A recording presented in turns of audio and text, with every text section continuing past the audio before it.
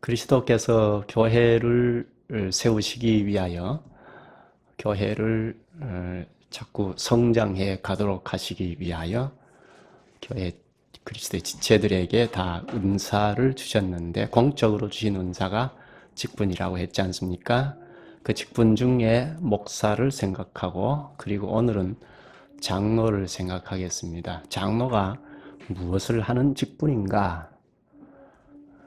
장로와 목사를 잘 이해하고 있는 것이 굉장히 중요합니다. 우리나라 교회적 현실에서는 특히 그렇죠. 장로와 목사 사이에 분쟁하는 문제 때문에, 그러니까 동심 협력하지 못하는 문제 때문에 교회가 큰 문제를 일으키는 경우가 허다히 많이 있죠. 목사는 생각을 했는데 오늘 장로에 대하여 장로가 무엇을 하는 직분인가 하는 것의 핵심적인 것만 좀 생각하도록 하겠습니다. 사도들이 그리스도의 복음을 모든 민족에게 전파함으로 교회가 이곳저곳에 서게 되었죠. 교회가 서자 바로 장로들을 택하여 세웠습니다. 우리가 예배 시작하면서 성경 낭독을 같이 했지 않습니까? 사도행전 14장 23절에 보면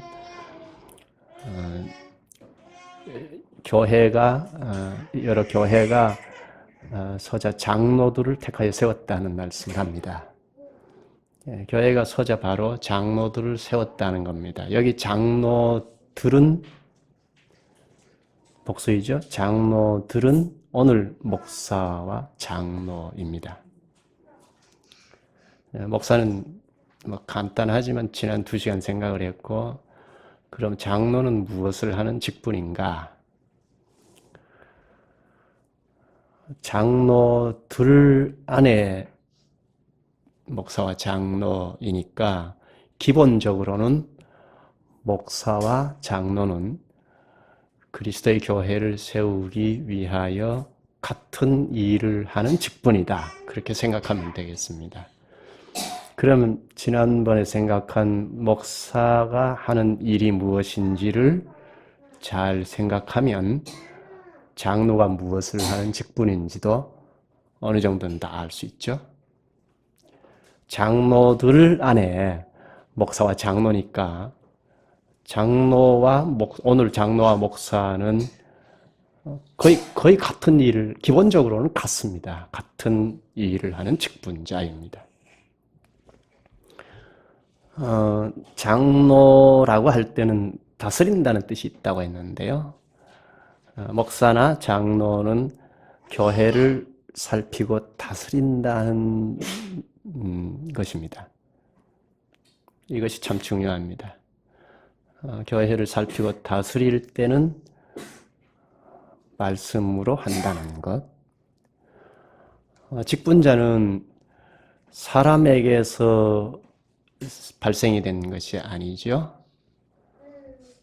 직분자의 권위는 사람에게서 나온 것이 아니죠. 이 세상의 위정자들의 권위는 국민에게서 나온다고 하죠. 투표를 해가지고 국민에게서 권위가 나온다고 할 수 있는데, 교회 직분자, 목사, 장로의 권위는 사람에게서 나온 것이 아니고 그리스도에게서 나온 거죠. 머리이신 그리스도께서 지체들에게 여러 은사를 주시는 가운데 직분을 세우신 겁니다. 그러므로 목사나 장로의 권위는 그리스도에게서 나온 겁니다. 그럼 그리스도께서 가르치신 말씀대로 다스린다는 것이 맞죠? 거기서 벗어날 수가 없습니다. 자기 마음대로 이랬다 저랬다 다스릴 수가 없습니다. 그리스도께서 하신 말씀과 다스림은 뗄 수 없습니다. 붙어 있다는 생각을 해야 합니다. 오늘 앞에서 읽은 디모데전서 5장 17절을 보면 잘 다스리는 장로를 말했고, 또 말씀과 가르침에 수고하는 장로를 말했죠. 다스린다는 것과 가르친다는 것은 연결이 되어 있다고 했는데, 그런데 잘 다스리는 장로가 반드시 잘 가르친다, 그렇게는 볼 수가 없습니다. 여기서 목사와 장로가 나누어집니다. 장로들 안에 목사와 장로가 있는데, 그래서 목사나 장로가 다스리는 은사가 있습니다. 주께서 다스리도록 권세도 주셨습니다. 그런데 잘 다스리는 장로가 반드시 잘 가르치는 것은 아니라는 겁니다. 여기서 목사와 장로가 나누어집니다. 목사는 다스리는 장로인데 기본적으로, 그런데 가르치기도 하는 은사를 가졌다는 겁니다. 그럼 오늘 장로는 다스리는 은사만 있다는 겁니다.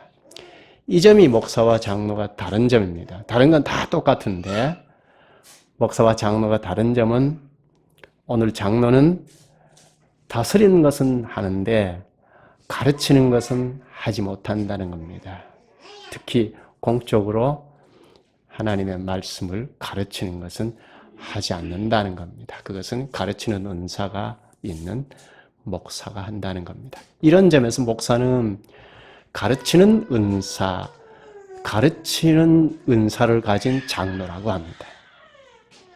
오늘 장로나 목사는 같이 장로들이라고 하는데, 가르치는 은사를 가진 장로를 목사라고 하고, 다스리는 은사를 가진 장로를 오늘 장로라고 합니다. 앞에서 읽은 사도행전 본문 20장을 잘 보면, 이것은 목사에 대해서 생각하면서 우리가 반복해서 생각을 했죠. 거기를 잘 보면 장로들을 성령께서 감독자로 삼고 교회를 살피게 하셨느니라, 그렇게 교회를 다스리게 하셨느니라, 그렇게 얘기를 하죠. 그러면서 교회 안팎에서 이의가 일어난다는 이야기를 하죠. 근데 그 이의가 자기를 따르게 하려고, 자기 편을 삼게 하려고 어그러진 말을 한다고 합니다. 어그러진 말은 설교를 왜곡하고 구부린다는 뜻이라고 했죠. 설교를 왜곡하고 구부러뜨려서 이단이죠. 그래서 자기 편을 삼아서 끌고 가려고 하는 이것이 교회 안팎에서 일어난다고 합니다. 그래서 장로들을 감독자로 삼아서 다스리도록 했다고 얘기를 하죠.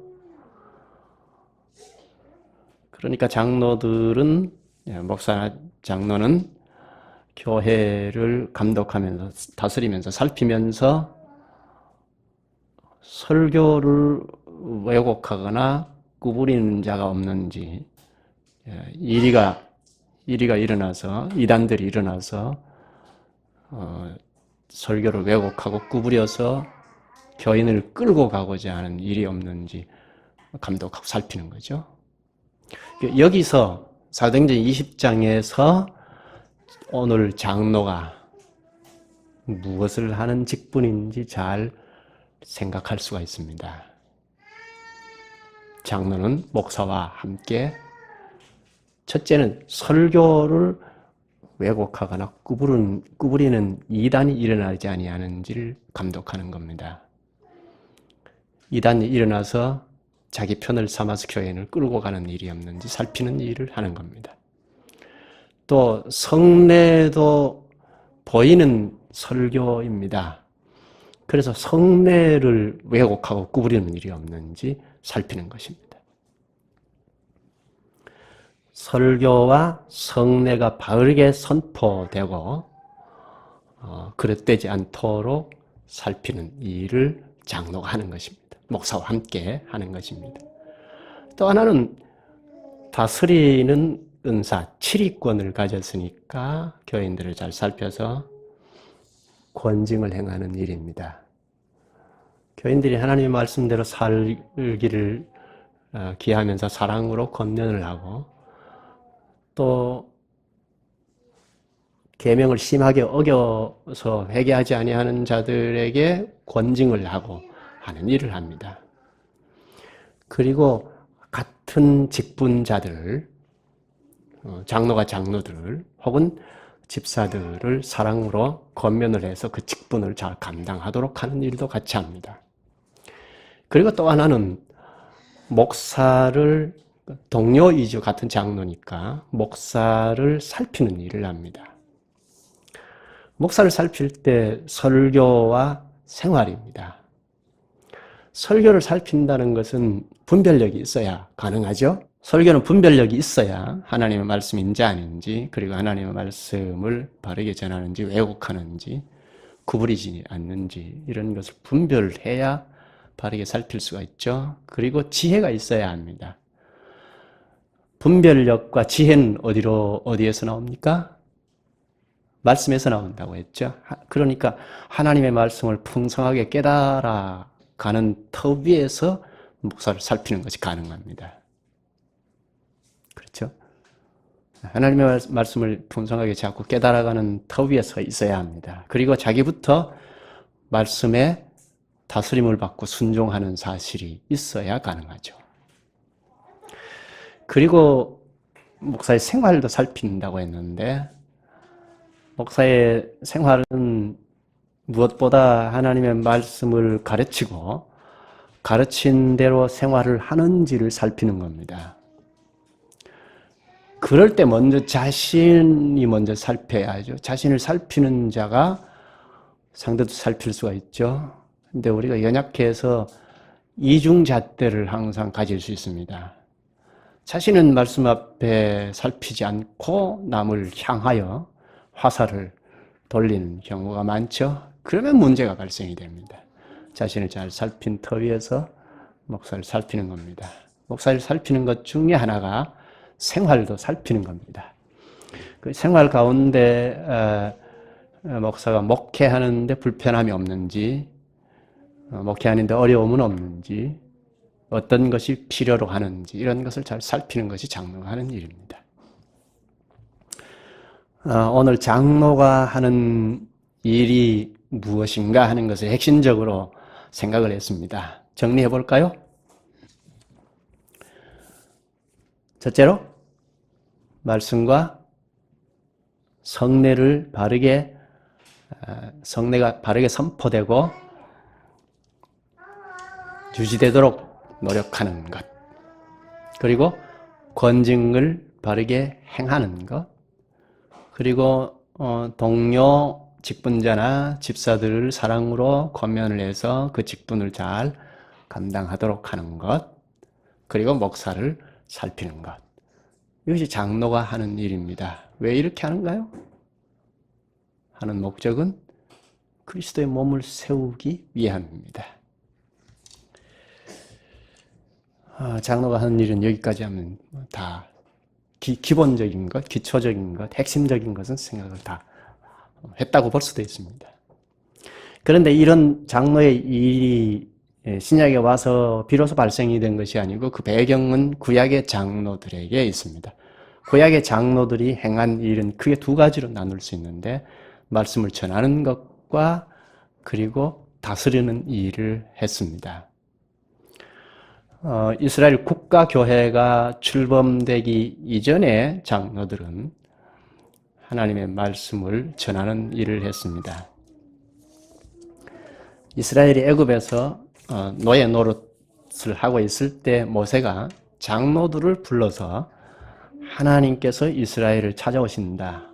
언약하신 대로 이스라엘을 찾아올 것이다 하고 전했습니다. 모세의 전하는 말을 듣고 장로들이 백성들에게 가서 하나님께서 우리를 찾아올 것이다 하고 전했습니다. 이게 장로가 하는 일입니다. 또 출애굽기 12장 21절에 보면 유월절 규례를 말할 때 모세가 장로들을 불러서 유월절 규례를 말합니다. 모세에게 들은 장로들은 이스라엘 백성들에게 가서 유월절 규례를 전했습니다. 또 신명기 31장 9절에 보면 신명기는 모세의 마지막 설교라고 할 수 있죠. 가나안 땅에 들어가기 전 모압 평지에서 한 설교인데 거기 31장 9절에 보면 모세가 가나안 땅에 들어가서 이스라엘 백성들이 지킬 율법을 제사장과 장로들에게 전달을 합니다. 모세에게 전달받은 율법을 장로들이 백성들에게 전합니다. 이렇게 장로들은 먼저 하나님의 말씀을 전하는 역할을 했습니다. 또 하나는 말씀으로 다스리는 일을 했습니다. 특히 재판하는 일을 장로들이 맡았습니다. 신명기 서신을 보면 장로들이 성문에서 재판하는 일을 많이 말했습니다. 장로들의 재판은 주로 가정이나 혹은 가문의 명예나 재산과 같은 일을 재판했습니다. 재판할 때는 물론 하나님의 말씀으로 재판을 했습니다. 장로들이 말씀으로 재판한다는 것은 하나님께서 재판하시는 일을 대신한 겁니다. 이렇게 구약의 장로들은 주로 말씀을 전하고 다스리는 일을 했습니다. 재판하는 일을 했습니다. 제사장들은 주로 가르치는 일을 담당했습니다.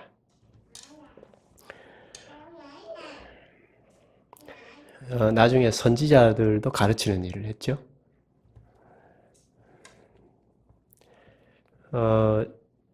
신약의 교회가 서자, 설교 시작할 때 말씀을 드렸죠. 신약의 교회가 서자 바로 장로들을 세웠다고 하지 않았습니까? 여기 장로들 안에 오늘 목사 장로가 있는데 이것은 구약을 배경으로 하고 있습니다. 그래서 장로들을 세우고 장로들이 무엇을 해야 하는지를 자세하게 설명하는 것이 별로 없습니다. 이것은 이미 구약시대에서 구약시대의 배경, 구약시대 장로들을 배경으로 하고 세웠기 때문에 크게 설명을 하지 않아도 당시에는 자연스럽게 이해했기 때문입니다.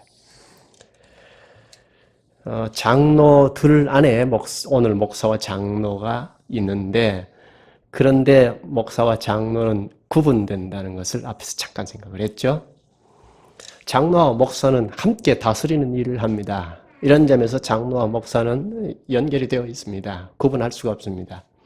그런데 장로는 다스리는 일을 하고 목사는 다스리는 일과 가르치는 일을 한다는 점에서 구분이 됩니다. 이것은 구약의 제사장들과 장로들이 구분되는 것과 비슷합니다. 구약의 제사장들이 무엇을 했죠? 가르치는 것과 주도적으로 하는 것이 있지 않습니까? 희생제사를 집례를 했죠. 짐승들을 잡아서 예배드리는 일을 했습니다. 그리고 예배가 무사히 마치면 성소에서 나와서 바깥에 백성들이 기다리고 있는데 그 백성들 앞에서 복을 선언하는 일을 제사장들이 했죠. 이러한 일을 다른 이가 하면 죽습니다. 장로들이 할 수 없습니다. 오늘 목사의 일도 이와 비슷합니다. 목사가, 그러니까 구약의 제사장들이 화목의 사역을 공적으로 시행한 거죠. 제사 행위를 하고 그리고 공적으로 복을 선언하고 이게 화목의 사역이죠. 그런데 오늘 목사의 일도 화목의 사역입니다. 십자가에서 이루신 구원을 이루신 그리스도의 복음을 가르쳐서 하나님과 화목하게 하는 사역을 하죠. 그것이 목사가 하는 일이죠. 제사장들처럼 회중을 가르치고 권고하고 그리고 복을 선언하죠. 축도가 대표적이라고 할 수 있죠. 그런데 구약에 다스리는 장로는 성경을 읽을 수는 있지만 그리고 모세가 전해준 말씀을 전할 수는 있지만 그러나 직접 가르치는 일은 할 수가 없습니다. 그리고 손을 들어서 복을 선언할 수도 없습니다. 제사장들만 할 수 있죠. 오늘도 마찬가지죠. 가르치는 일, 그리고 복을 선언하는 일은 장로가 할 수 없고 목사가 하죠. 목사와 장로는 구분이 된다고 했는데, 그러나 두 직분은 동등합니다. 구분된다고 해서 차등할 수는 없습니다. 모두 다 그리스도의 몸을 세우기 위하여 그리스도께서 주신 직분입니다. 그런 점에서 동료입니다. 마태복음 23장 8절에 보면 예수님께서 너희는 랍비라 칭함을 받지 말라. 너희 선생은 하나요. 너희는 다 형제니라. 여기 랍비는 선생을 말하는데, 당시 바리새인들이 랍비로, 선생으로 특권의식을 가졌습니다. 그래서 그들을 예수님께서 질책하시면서 제자들에게 너희는 랍비라 칭함을 받지 말라 하셨습니다. 특권의식에 사로잡힌 바리새인들, 이들은 교권주의자의 주의에 빠졌습니다. 특권의식에 사로잡히면 교권주의로 빠집니다. 중세시대에 그랬죠. 중세시대 로마 교회가 직분자들을 특권의식을 갖게 되었고, 그래서 교권주의에 빠졌죠. 오늘날에도 그럴 수 있습니다. 오늘에는 목사나 장로가 그런 특권의식에 빠지고 교권주의에 빠질 수가 있습니다. 선생은 하나뿐이죠. 우리는 다 형제들입니다. 예수 그리스도에게서 배우는 학생들입니다. 그래서 너희의 선생은 하나요. 너희는 다 형제니라 하셨습니다. 예수님의 이 말씀을 잘 새기면 교권주의나 직분 간의 서열 같은 것을 다 근절할 수가 있습니다. 다스리는 장로도 양무리를 돌보는 목자입니다. 그러니까 목사와 같은 일을 합니다. 목사보다 못한 직분이 아니죠. 목사가 장로보다 더 낫다 하면 벌써 특권의식에 잡힌 자이죠. 어떤 직분이 어떤 직분 위에 군림하면 그것이 교권주의입니다. 교회 주인이 누구죠? 다스리는 장로라고 하니까 교회 주인이 마치 장로인 것처럼 우리나라 교회가 그렇게 생각하는 교인들이 많이 있습니다. 교회 주인이 누구죠? 장로교회라고 하잖아요. 그러니까 장로가 교회 주인인 줄 생각하는 사람들이 있습니다. 교회 주인은 장로도 아니고 목사도 아니고 그리스도이죠. 그리스도만이 교회의 머리이고 그리스도만이 교회를 다스립니다. 우리는 그 그리스도의 다스림을 받아서 서나가는 자들입니다. 그리스도의 지체들은 전부 그리스도의 다스림을 받아서 그리스도의 몸을 세우는 자들입니다. 그런 점에서 다 직분자들이죠. 모든 지체가 다